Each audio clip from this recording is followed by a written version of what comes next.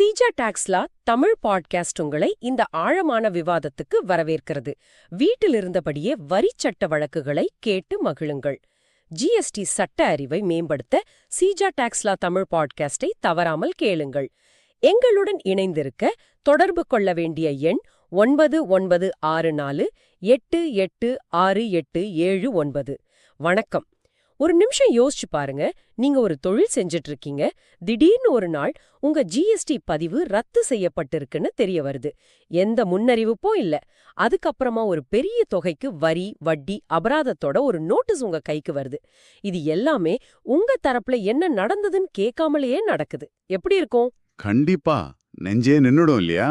ஆமா. அப்படி ஒரு சூழ்நிலையில மாட்டிக்கிட்ட ஒரு நிறுவனத்துக்கு கர்நாடக உயர்நீதிமன்றம் எப்படி உதவி செஞ்சதுன்னு தான் இன்னைக்கு நாம ஆழமா அலச போறோம். ரொம்ப சுவாரஸ்யமான வழக்கு இது. சரி, வாங்க ஆரம்பிக்கலாம். முதல்ல இந்த வழக்குல என்ன நடந்ததுன்னு பாப்போம். ஒரு கட்டுமான நிறுவனம், டிவி கன்ஸ்ட்ரக்ஷன்ஸ் இல்லையா? ஆமா, அவங்க ஜிஎஸ்டி ரிட்டர்ன்ஸ் சரியா தாக்கல் செய்யலைங்கிற காரணத்துக்காக ஆகஸ்ட் 2022ல உங்களோட ஜிஎஸ்டி பதிவா அதிகாரி ரத்து செஞ்சிட்டாரு. சரி. அதுக்கப்புறம் பாருங்க, கிட்டத்தட்ட 1.5 வருஷம் கழிச்சு டிசம்பர் 2023ல 2018-19 வருஷத்துக்கு ஒரு காரணம் கேட்கும் நோட்டீஸ் அனுப்புறாங்க. 1.5 வருஷம் கழிச்சு? ஆமா. ஆனா இங்கதான் ஒரு சிக்கலே ஆரம்பிக்குது. மார்ச் 2024ல சுமார் 68,56,000 ரூபாய் கட்டச் சொல்லி ஒரு தலைப்பட்சமா ஒரு உத்தரவு போட்டிருக்காங்க.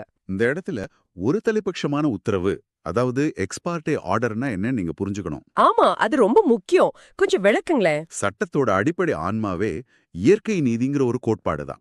அதாவது ஒருத்தர் மேல நடவடிக்கை எடுக்கிறதுக்கு முன்னாடி அவரோட தரப்பு வாதத்தை கண்டிப்பா கேட்கணும். இந்த வழக்குல அந்த நிறுவனத்துக்கு நேர்ல விளக்கம் கொடுக்க எந்த வாய்ப்புமே வழங்கப்படல. இதுதான் இந்த வழக்கின் மைய புள்ளி. அப்போ சட்டத்தை சரியா பின்பற்றாட்டி அந்த 68 லட்சம் ரூபாய் வரி விதிப்பே செல்லாம போயிடுமா? சட்டப்படி அதுக்கு வாய்ப்பு இருக்கு. இது நிறைய வரி செலுத்துபவர்களுக்கு தெரியாத ஒரு முக்கியமான விஷயமாச்சு. அப்போ அந்த நிறுவனம் நீதிமன்றத்துல என்ன வாதங்களை முன் வச்சாங்க? அவங்க 3 தெளிவான வாதங்களை வச்சாங்க. ஒன்னு, எங்களுக்கு எந்த நோட்டீஸும் ஒழுங்கா சேரல அப்படின்னு சொன்னாங்க. நோட்டீஸ் ஒழுங்கா டெலிவர் ஆகலையா? ஆமா. 2வது, எங்க தரப்பு வாதத்தை கேட்காம உத்தரவு போட்டது இயற்கை நீதிக்கு எதிரானதுன்னு சொன்னாங்க. 3வதா ஒரு முக்கியமான விஷயத்த சொன்னாங்க. அது என்ன? வரித்துறை இந்த நடவடிக்கை எடுக்க வேண்டிய காலக்கெடுவே முடிஞ்சு போச்சு. பார்டு பை லிமிடேஷன் பொதுவா இதுக்கு என்ன அர்த்தம்? ஒரு குறிப்பிட்ட காலக்கெடுவுக்கு பிறகு வரித்துறையால நம்ம மேல நடவடிக்கை எடுக்க முடியாதா? சரியா சொன்னீங்க. ஒவ்வொரு சட்ட நடவடிக்கைக்குமே ஒரு காலக்கெடு உண்டு.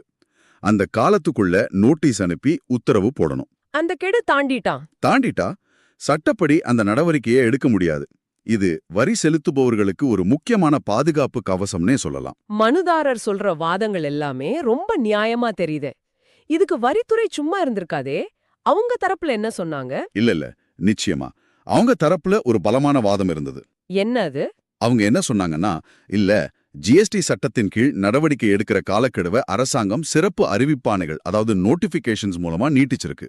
அதனால நாங்க எடுத்த நடவடிக்கை சட்டப்படி சரிதான் அப்படின்னு வாதிட்டாங்க. ஓ, அரசாங்கம் காலக்கெடுவை நீட்டிச்சிருக்கா? அப்ப இங்கதான் இந்த வழக்குல ஒரு பெரிய திருப்பமே வருது இல்லையா? ஆமாம். இங்கதான் ஒரு சுவாரஸ்யமான சட்டப்புள்ளி வருது. வரித்துறை எந்த அறிவிப்பாணைகளை நம்பி இந்த உத்தரவை போட்டாங்களோ அந்த அறிவிப்பாணைகளை சட்டப்படி செல்லுபடியாகுமாங்கிற கேள்வி உச்சநீதிமன்றத்தில் இருந்தது. உச்சநீதிமன்றத்திலயா? ஆமாம். ஒரு சிறப்பு விடுப்பு மனு, அதாவது ஸ்பெஷல் லீவ் பிட்டிஷன் மூலமா ஏற்கனவே அது விசாரணையில இருந்தது. ஒரு நிமிஷம். ஸ்பெஷல் லீவ் பிட்டிஷன் அல்லது எஸ்எல்பின்னா என்னன்னு கொஞ்சம் எளிமையா விளக்க முடியுமா நம்ம நேயர்களுக்காக? கண்டிப்பா. எஸ்எல்பிங்கிறது உயர்நீதிமன்ற தீர்ப்பை எதிர்த்து மேல்முறையீடு செய்ய உச்சநீதிமன்றத்திடம் கேட்கும் ஒரு சிறப்பு அனுமதி. அப்போ எல்லா வழக்கையும் உச்சநீதிமன்றம் எடுத்துக்காதா? எடுத்துக்காது. உண்மையிலே ஒரு முக்கியமான சட்டப்பிரச்சனை இருந்தா மட்டும் இந்த சிறப்பு அனுமதியை கொடுத்து வழக்க விசாரிப்பாங்க. இந்த விஷயத்துல அந்த அறிவிப்பாணைகள் சம்பந்தமான வழக்குக்கு உச்சநீதிமன்றம் அனுமதி கொடுத்து அது விசாரணையில இருந்தது. அப்போ எளிமையா சொன்னா வரித்துறை பயன்படுத்தின ஆயுதத்தோட லைசன்ஸே செல்லுபடியாகுமான்னு உச்சநீதிமன்றம் பரிசோதிச்சிட்டு இருந்தது. அப்போ அந்த அறிவிப்பாணைகள்ல அப்படி என்ன சட்டச்சிக்கல் இருந்தது? ஏன் அதை உச்சநீதிமன்றம் வரைக்கும் கொண்டு போனாங்க? அதுல இருந்த சட்டச்சிக்கல் என்னன்னா, ஜிஎஸ்டி கவுன்சிலின் பரிந்துரையின் பேரில் மட்டுமே அரசாங்கம் காலக்கெழுவை நீட்டிக்க முடியும். ஆனா இந்த விஷயத்துல அப்படி ஒரு பரிந்துரை முறையா பெறப்பட்டதா என்பதுதான் உச்சநீதிமன்றத்துல எழுப்பப்பட்ட கேள்வி. ஓ, இது ஒரு நடைமுறை பிழை மாதிரி தெரியுதே. இது ஒரு நிர்வாக ரீதியான நடைமுறை பிழை மட்டுமில்ல, சட்ட அதிகார வரம்பை மீறிய செயல் ஆகலாம்ங்கிறது தான் முக்கிய வாதம். இது உண்மையிலே ஒரு பெரிய திருப்பம்தான். ஒரு பக்கம் உயர்நீதிமன்றத்துல வழக்கு, இன்னொரு பக்கம் அந்த வழக்கின் அடிப்படையே உச்சநீதிமன்றத்துல கேள்வியில் இருக்கு. ஆமா, ரொம்ப சிக்கலான ஒரு சூழ்நிலை. இந்த சூழ்நிலையில கர்நாடகா உயர்நீதிமன்றம் என்ன தீர்ப்பு கொடுத்தது? கர்நாடகா உயர்நீதிமன்றம் ஒரு மிக தெளிவான, சமநிலையான தீர்ப்பை கொடுத்தது. சொல்லுங்க. முதல்ல, மனுதாரருக்கு வாய்ப்பு கொடுக்காம போட்ட அந்த 68,56,000 ரூபாய்க்கான ஒருதரப்பட்ச உத்தரவை முழுமையா ரத்து செஞ்சாங்க. முழுமையா ரத்து செஞ்சுட்டாங்களா? ஆமா. இரண்டாவதா, அந்த நிறுவனத்தோட ஜிஎஸ்டி பதிவை ரத்து செஞ்ச உத்தரவையும் ரத்து பண்ணிட்டாங்க. இது மனுதாரருக்கு ஒரு பெரிய நிம்மதி. இதுல நாம கவனிக்க வேண்டிய ஆழமான விஷயம் ஏதாவது இருக்கா? இருக்கு. நீங்க ஒன்னு கவனிக்கணும். நீதிமன்றம் மனுதாரர் வரி கட்டணுமா வேணாமான்னு இறுதி முடிவு எடுக்கல. அப்புறம் என்ன சொன்னாங்க? ஆனா வரியை நிர்ணயம் செஞ்ச விதம் முற்றிலும் தப்புன்னு சொல்லியிருக்கு. அது மட்டும் இல்லாம இந்த வழக்க திரும்பவும் அதே அதிகாரிக்கு தான் அனுப்புது. திரும்பவும் அதே அதிகாரிக்கு போகுதா? ஆமா. ஆனா இந்த முறை ஒரு நிபந்தனையோடு அனுப்புது.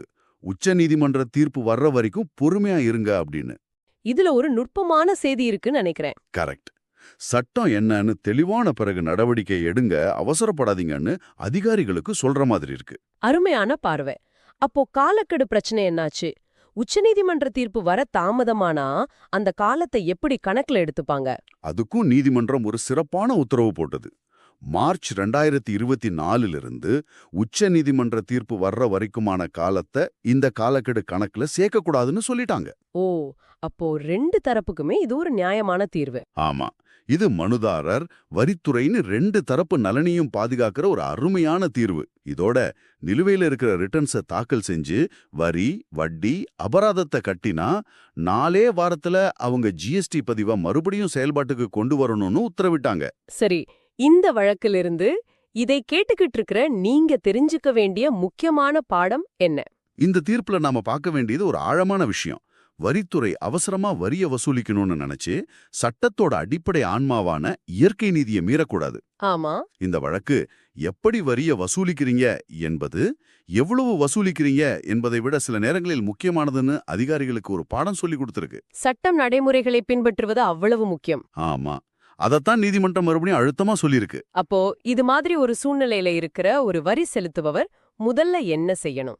முதல்ல உங்களுக்கு வந்திருக்கிற நோட்டீஸ் அல்லது உத்தரவு சட்டப்படி சரியான நடைமுறைகளை பின்பற்றி அனுப்பப்பட்டிருக்கான்னு பார்க்கணும். உங்களுக்கு பேச வாய்ப்பு கொடுத்தாங்களான்னு பார்க்கணும்.